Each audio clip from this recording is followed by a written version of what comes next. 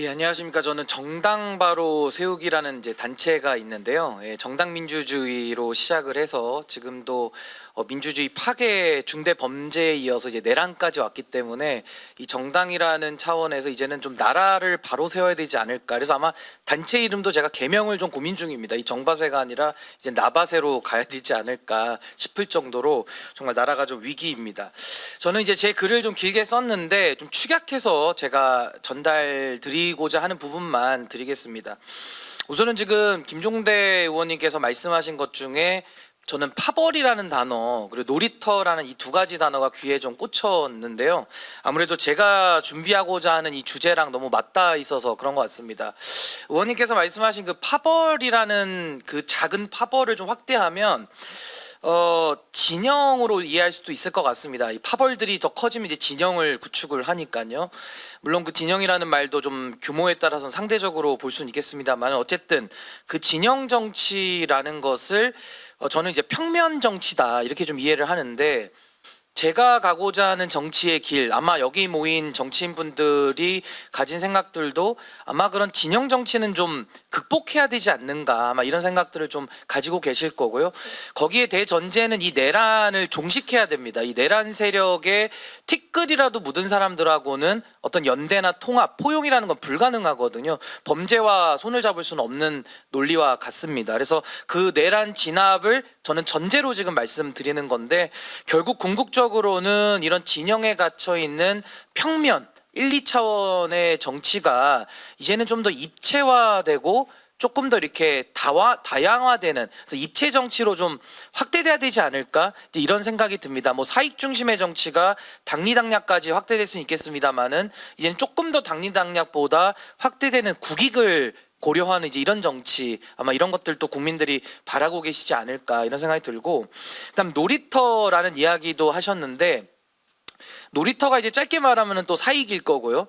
또 놀이터라는 것이 조금 고급스러운 용어로 말하면은 정치 비즈니스 아니겠습니까? 그러니까 정치라는 것을 비즈니스화해서 어떤 수익 모델로 접근하는 사람들이 굉장히 많습니다. 특히 정당이 정치 비즈니스 모델화되어 있다고 저는 인식을 합니다. 뭐 각 정당마다 그 정도 차이는 있겠습니다만은 어떤 정당은 이제 못 고치는 정당, 폐기돼야 되는 정당이 있는 거고, 어떤 정당은 문제가 있어도 좀 고쳐나갈 수 있는 가능성이 있는 정도지, 이 정치 비즈니스를 지금 극복하지 못하고 있다. 그럼 저는 이런 채권자 형태로 국민들의 등에다가 빨대 꽂아가지고 꿀을 빨아먹는 정치 비즈니스가 아니라 정치 비즈니스, 그러니까 채권자형이 아니라 채무자형, 국민들한테 빚진 마음으로 어떤 빚을 좀 갚겠다라는 공적 책임의식을 가진 비즈니스 정치를 해야 되는 거 아닌가라는 생각이 들어서 이 파벌과 놀이터가 좀 귀에 꽂혀가지고 제가 발제하고자 하는 내용들과 좀 연결을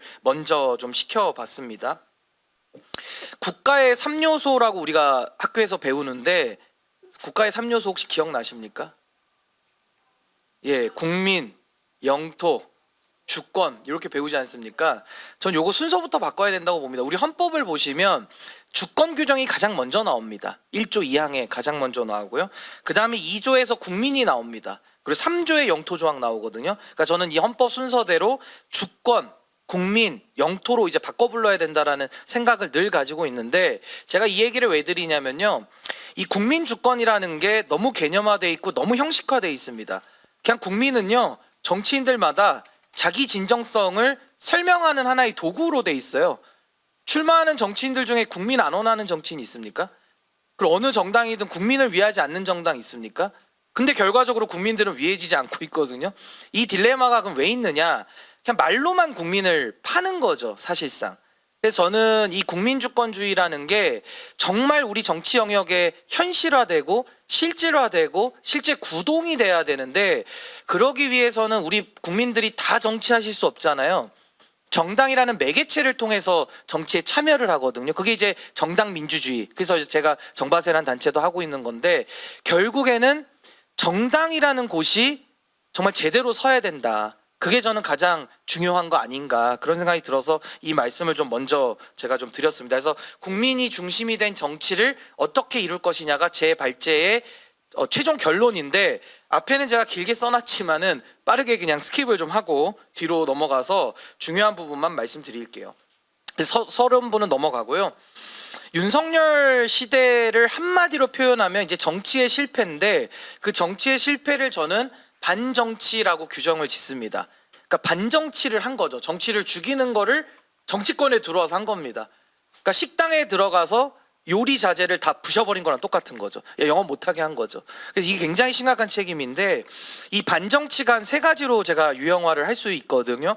첫 번째가 이제 검찰 정치. 이건 그냥 윤석열 현재 피고인 신분이죠. 이분을 떠올리면 될 것 같고 두 번째가 이제 언론 정치입니다. 언론 정치. 반정치의 두 번째가 언론 정치인데 이 부분은 이제 우리 박영식 앵커님이 잘 설명해 주셨기 때문에 좀 넘어가겠습니다. 그러니까 쉽게 말해서 언론이 권력을 감시하는 것이 아니라 언론이 권력과 편을 먹고 판을 짜죠. 그래서 또 국민들의 등에 빨대를 하나 또 꼽습니다. 요게 이제 언론 정치고 저는 이제 요 검찰 정치, 언론 정치는 너무 많이 얘기를 했으니까 제가 부각하고 싶은 거는 요 셀럽 정치입니다. 요 셀럽 정치는 결국 정치인이 정치를 거의 그 인플루언서화 돼 가지고요.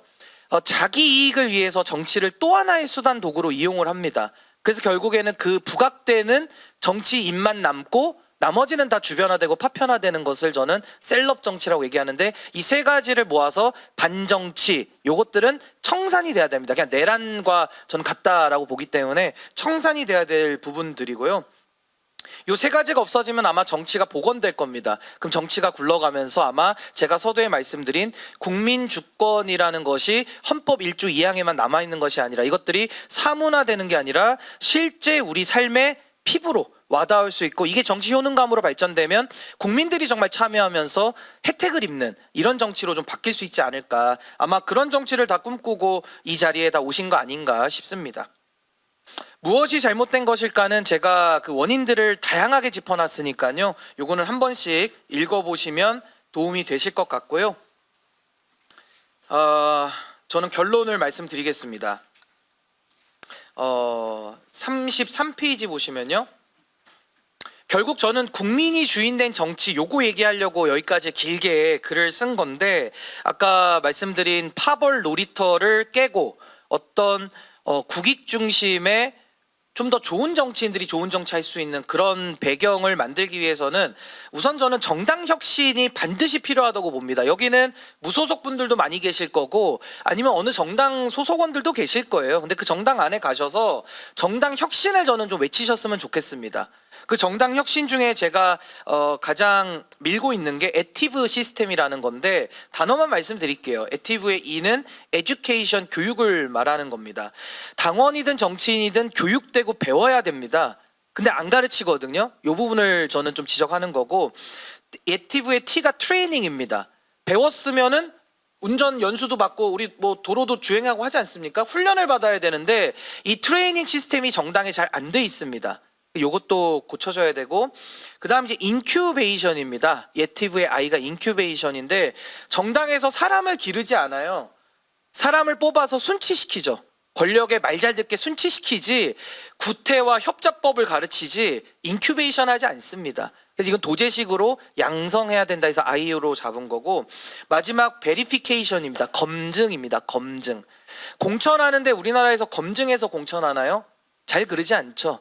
그냥 뭐 예비 검증 해가지고 뭐 짜놓고 치는 고스톱 비슷하게 해가지고 여론조사 딱 붙여가지고 하니까 명태균 같은 사람들 와가지고 활약하지 않습니까? 판을 결론을 내놓고 하는 경우가 되게 많습니다. 그래서 정치 수질이 낮은 거예요. 3급수를 빼고 공천개혁이라고 넣으면 4급수가 나옵니다. 4급수를 빼면 7급수가 나오기도 해요. 우리는 2급수 정도는 돼야 먹고 마시고 씻지 않겠습니까? 그래서 이런 수질 개선을 위해서는 정수기, 필터가 필요한데 필터가 저는 애티브에서 가장 중요한 베리피케이션, 검증입니다. 저는 요 네 가지만 정당에서 뭐 기초적인 수준만 하더라도 지금보다는 조금 좋은 정치인들이 들어가서 잘못된 제도들도 고칠 거라고 생각을 하는데 이게 거꾸로 돼가지고 안 좋은 정치인들만 계속 넣잖아요. 우리 헌법이 굉장히 좋게 잘 돼 있습니다. 이 좋은 헌법도 나쁘게 씁니다. 그 얘가 윤석열 대통령 이 내란까지 온 거 아닌가 그런 생각이 들고요. 3대 개헌 안에서는 제가 세 가지만 개헌을 나중에 한다 그러면 최대 공약수, 가장 우리가 공통적인 교집합만 잡으면 요 세 가지 정도 개헌하는 게 좋겠다는데 간단 생각인데, 첫 번째는 대통령 결선 투표제고요. 제가 알기로는 지금 대통령에 대한 결선 투표제는 반대하는 정당이 없습니다. 심지어 국민의힘에서도 당대표 뽑을 때 결선 투표제를 넣기 때문에 결선 투표제는 다 동의하니까 이거 하면 될 것 같고, 두 번째는 대통령 피선거권 저는 폐지했으면 좋겠습니다. 40세로 막아놨는데 젊은이들도 그냥 기회는 줄 수 있어요. 뭐 본인이 나갈 수 있는지 없는지는 본인 여건대로 하는 것이고, 저는 이렇게 나이를 가지고 막아놓는 거는 반대고요. 만약에 이거를 정당화하려면은 정치인 그 은퇴 나이도 정해야 됩니다. 진입을 막았으면 퇴로도 막아야죠. 근데 진입만 막고 퇴로는 안 막습니다. 그러니까 이거는 뭔가 좀 정리가 필요하다는 생각이 들고, 마지막으로는 대통령 4년 중임제입니다. 이거는 현행 대통령 제도는 단임제이기 때문에 누가 들어오더라도 책임지지 않아요. 대통령 무책임제입니다. 저는 대통령 무책임제를 대통령 책임제로 바꿔서 지금처럼이 아닌 4년 중임제를 통해서 한 번 더 심판받고 잘하면 8년까지 기회를 줘서 저는 좀 안정적인 개혁을 어느 세력이 집권하더라도 좀 할 수 있는 토양을 좀 만들면 좋겠다, 이런 생각이 있고요. 요 개헌 3대 개헌안 말고 우리 정바세 홈페이지에 가시면 10대 정치 개혁안을 제가 저희 단체에서 논의한 걸 올려놨고, 그 10대도 많다, 그래서 5대 개혁안으로 줄여놓은 것도 있거든요. 그거는 따로 홈페이지 가셔서 한번 읽어보시면 좋을 것 같습니다. 저는 이제 마무리하면서 우리 헌법에 헌법 7조 1항 공무원은 국민 전체의 봉사자라고 규정하고 있습니다. 봉사하는 사람들이 저는 공적인 역할을 맡아야 된다고 보고요. 헌법 46조 2항 국가 이익과 양심에 따라 국회의원들은 직무를 행한다고 돼 있습니다. 제발 이 국가 이익과 양심이 뭔지 우리가 한번 좀 고민하고 그런 정치가 될 수 있는 여건으로 만들어야 된다고 보고요. 헌법 69조에 대통령이 선서하는데요. 헌법을 수호하고 성실하게 직책을 수행할 책임이 있다라고 선언을 합니다. 그 말 뱉은 대로 지킬 수 있는 그런 새 정부가 들어서서 저는 이런 국민이 주인된, 실질적으로 주인된 정치를 꼭 구현하는데 여기 모이신 주권자분들이 다 각자의 역할을 함께 우리가 해 나갈 수 있으면 좋겠습니다. 감사합니다.